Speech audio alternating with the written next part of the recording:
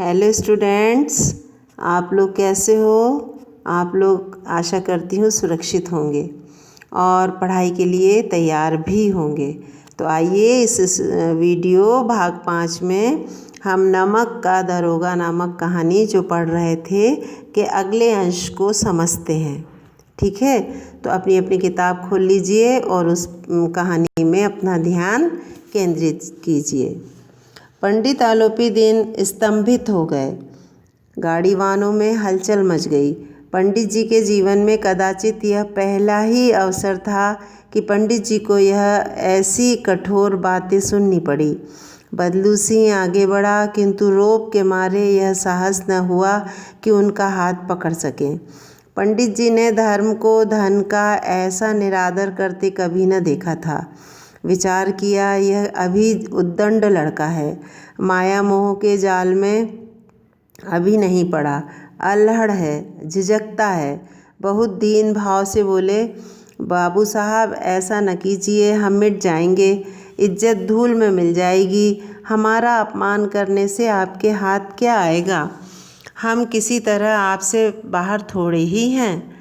वंशीधर ने कठोर स्वर में कहा, हम ऐसी बातें नहीं सुनना चाहते।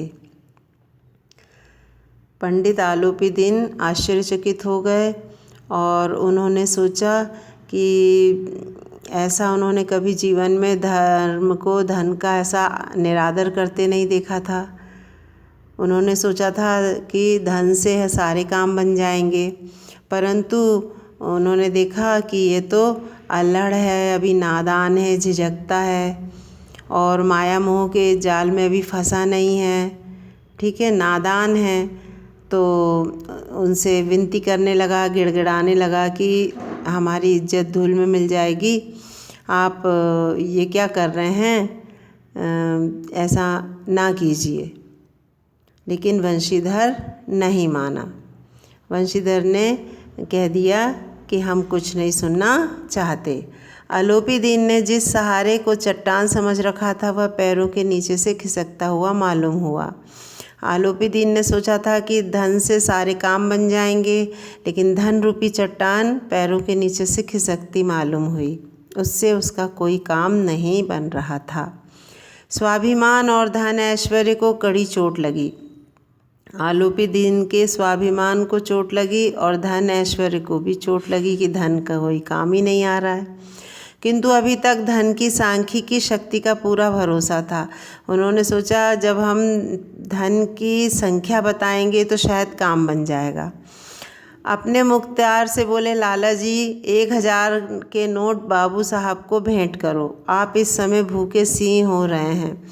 उन्होंने अपने मुख्तियार से कहा कि 1000 नोट दे दो, इन्हें पैसों की आवश्यकता है। वंशीधर ने गर्म होकर कहा, 1000 नहीं, 1,00,000 भी मुझे सच्चे मार्ग से नहीं हटा सकते। लेकिन वंशीधर ईमानदार थे, कर्तव्यनिष्ठ थे। उन्होंने कहा, मुझे 1,00,000 भी दोगे तो मैं अपने सच्चे मार्ग से, कर्तव्य से नहीं हटूंगा। धर्म की इस बुद्धिहीन दृढ़ता और देव दुर्लभ त्याग पर मन बहुत झुंझलाया। धर्म की इस बुद्धिहीन दृढ़ता, कहते हैं धर्म बुद्धिहीन होता है, वो दिल से काम लेता है। और देव दुर्लभ त्याग, जो देवताओं को भी धन प्राप्त नहीं होता, उस त्याग को ये वंशीधर द्वारा देखकर उनका मन बड़ा झुंझलाया। अब दोनों शक्तियों में संग्राम होने लगा। धन ने उछल उछल कर आक्रमण कर शुरू किए। 1 से 5, 5 से 10, 10 से 15 और 15 से 20,000 तक नौबत पहुंची। जो धन और धर्म दोनों में संग्राम छिड़ गया। धन जो था वो अपनी संख्या बढ़ाता जा रहा था। धन का लालच आलोपी दिन बढ़ा कर देता जा रहा था, लेकिन धर्म भी अपने कर्तव्य पर अड़ा हुआ था। अलौकिक वीरता के साथ इस बहुसंख्यक सेना के सम्मुख अकेला पर्वत की भांति अटल अविचलित खड़ा था। धर्म भी अधर्म के रास्ते में जाने को तैयार नहीं था। आलोपी दिन निराश होकर बोले, अब इससे अधिक मेरा साहस नहीं, आगे आपको अधिकार है। 20,000 तक मैं दे सकता हूँ, अब इसके आगे मैं नहीं दे सकता। अब आपको अधिकार है, आपको जो करना हो कर लीजिए। वंशीधर ने अपने जमादार को ललकारा। बदलू सिंह मन में दारोगा जी को गालियां देता हुआ पंडित आलोपीदीन की ओर बढ़ा। पंडित घबराकर 2-3 कदम पीछे हट गए। अत्यंत दीनता से बोले, बाबू साहब, ईश्वर ने के लिए मुझ पर दया कीजिए। मैं 25,000 पर निपटारा करने को तैयार हूँ। असंभव बात है, 30,000 पर किसी तरह भी संभव नहीं। क्या 40,000 पर भी नहीं? 40,000 नहीं, 40 लाख पर भी असंभव है। बदलू सिंह, इस आदमी को अभी हिरासत में ले लो। अब मैं एक शब्द भी नहीं सुनना चाहता। धर्म ने धन को पैरों तले कुचल डाला, अर्थात कर्तव्य ने धन की एक बात नहीं सुनी। वंशीधर रिश्वत लेने को बिल्कुल तैयार नहीं। आलोपीदीन ने एक हष्ट पुष्ट मनुष्य को हथकड़ियाँ लिए हुए अपने तरफ आते देखा। चारों ओर निराश और कातर दृष्टि से, मतलब दुख भरी दृष्टि से देखने लगे। इसके बाद एकाएक मूर्छित होकर गिर पड़े।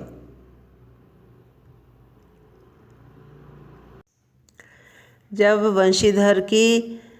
वंशीधर ने आलोपीदीन की एक भी विनती नहीं सुनी तो आलोपीदीन मूर्छित हो गए।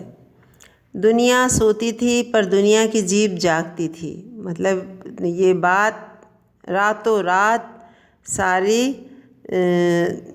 दुनिया में फैल गई।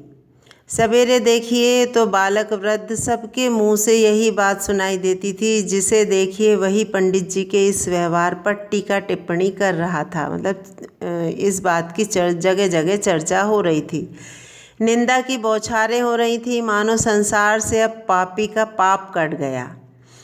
पापी को पानी को दूध के नाम से बेचने वाला ग्वाला, कल्पित रोज नामचे भरने वाला अधिकारी वर्ग, रेल में बिना टिकट सफ़र करने वाले बाबू लोग, जाली दस्तावेज बनाने वाले सेठ और साहूकार, यह सब के सब देवताओं की भांति गर्दनें चला रहे थे। सब के सब हाँ में हाँ लगा रहे थे और टीका टिप्पणी कर रहे थे और उसे बुरा बोल रहे थे। पंडित आलोपीदीन को बुरा भला कह रहे थे। पापी का पाप कट गया। जब दूसरे दिन पंडित आलोपीदीन अभियुक्त होकर कांस्टेबलों के साथ हाथों में हथकड़ियाँ, हृदय में ग्लानि और क्षोभ भरे लज्जा से गर्दन झुकाए अदालत की तरफ चले तो सारे शहर में हलचल मच गई। मेलों में कदाचित आंखें जितनी व्यग्र न होती होंगी, भीड़ के मारे छत और दीवार में कोई भेद न रहा। जब आलोपीदीन को अदालत लाया गया तब इतनी भीड़ थी कि छत और दीवार में अंतर समझ में नहीं आ रहा था। न छत दिख रही थी न दीवार दिख रही थी, इतनी अधिक भीड़ थी। किंतु अदालत में पहुंचने की देर थी। पंडित आलोपीदीन इस अगाध वन के सिंह, अधिकारी के वर्ग, उनके भक्त, अमले, उनके सेवक, वकील, मुख्तियार, उनके आज्ञापालक, अर्दली, चपरासी तथा चौकीदार तो उनके बिना माल के गुलाम थे। उन्हें देखते ही लोग चारों तरफ से दौड़े। उनके जो चापलूस थे उन्हें देखकर चारों तरफ से दौड़ पड़े। सभी लोग विस्मित हो रहे थे, इसलिए कि नहीं कि आलोपीदीन ने क्यों यह कर्म किया, बल्कि इसलिए कि वह कानून के पंजे में कैसे आए। ऐसा मनुष्य जिसके पास असाध्य साधन करने वाला धन और अनन्य वाचालता हो, वह क्यों कानून के पंजे में आए। मतलब जिसके पास धन की लाठी है और सारे वकीलों को वो खरीद सकता है, वह कानून के पंजे में कैसे आ गया। यह सोचकर सभी आश्चर्यचकित थे। प्रत्येक मनुष्य उनसे सहानुभूति प्रकट करता था। बड़ी तत्परता से इस आक्रमण को रोकने के निमित्त वकीलों की एक सेना तैयार की गई। न्याय के मैदान में धर्म और धन में युद्ध छन गया। ठन गया। वंशीधर चुपचाप खड़े थे। उनके पास सत्य के सिवा न कोई बल था, न स्पष्ट भाषण के अतिरिक्त कोई शस्त्र। गवाह थे किंतु लोभ से डावाडोल। जो मुंशी वंशीधर थे वे अकेले थे। उनके पास सिर्फ सत्य था और स्पष्ट भाषण था, इसके अलावा कोई दूसरा शस्त्र नहीं था। गवाह थे लेकिन वो लोभ से डावाडोल थे। उनको पंडित आलोपी दीन ने धन देकर खरीद लिया था। वे पंडित आलोपी दीन की तरफ हो गए थे। ठीक है बच्चों, स्टूडेंट्स अब अगले कहानी के अंशों को अगले वीडियो में समझाऊंगी।